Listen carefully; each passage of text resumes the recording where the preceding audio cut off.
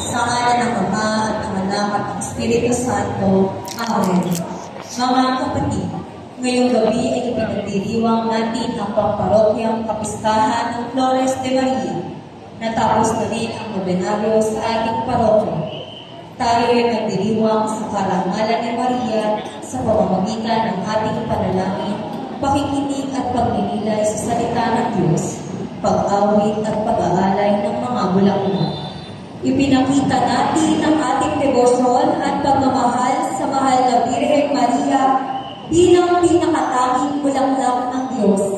Ngayong gabi, sama-sama tayong manalangin at pagnilayan ang litanya sa mahal na Birhen Maria. Ang bawat simbolo ay may kahulugan at ang bawat kahulugan ay dapat natin isabuhay.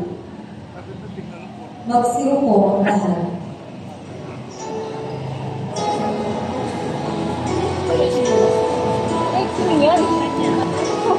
Pinampalit na Raywin. Pinampalit ko nga.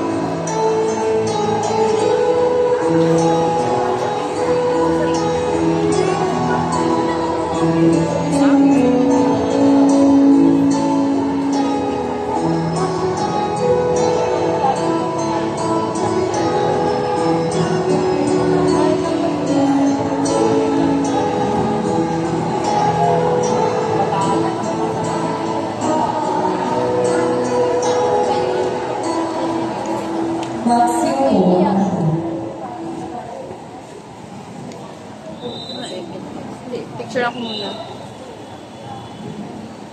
Ave Maria, kahulugan nito ay pagbatik ng paggalang at pagmamahal.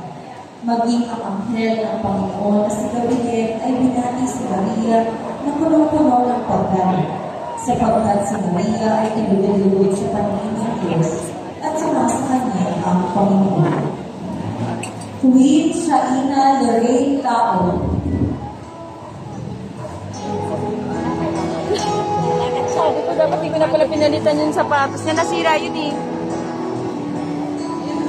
Wala, napagod na.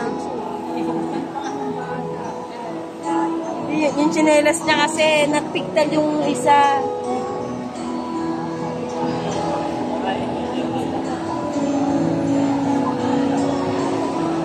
Nararamdaman niya yan mamaya, Queen. Valerie Shami Bato. Dapat pala hindi ko pinalitan yung tsinelas niya, no?